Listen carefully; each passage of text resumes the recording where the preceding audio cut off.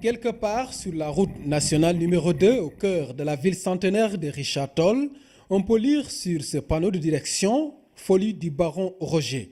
Un peu plus loin de là, nous voici devant un édifice qui date de 1822. Il s'agit de la propriété privée du premier gouverneur civil du Sénégal, 1822-1827.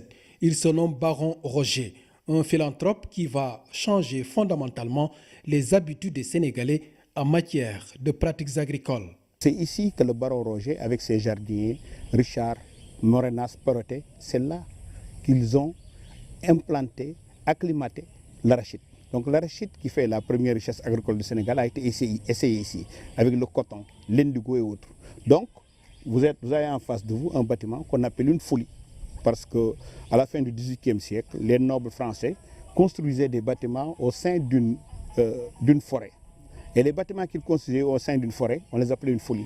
Et le baron Roger, qui est un grand philanthrope, en venant au Waalo, a construit ce château pour son épouse, Yacine Yirib Diaw.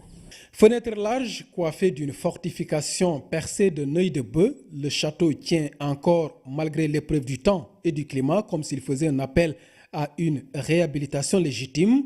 Pourtant, en le faisant un musée agricole, les outils scientifiques pour l'alimenter ne manqueront pas. Ce musée va renfermer des titres, beaucoup de titres et d'ouvrages qui ont été écrits sur le Waalo pendant 2 siècles. Des livres sur Cultru, Chambonneau, Jeannequin, le Sire de la Courbe, tout ce qu'on a écrit sur le Waalo, on va les numériser et les amener ici.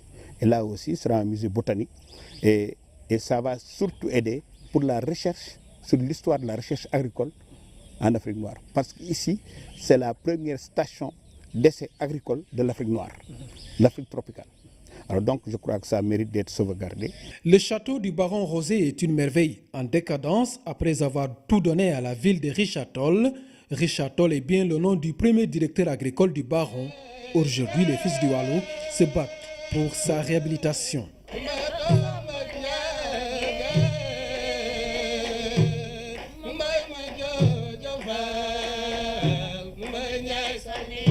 L'État du Sénégal est appelé à agir pour sauver ce patrimoine national à bout de souffle.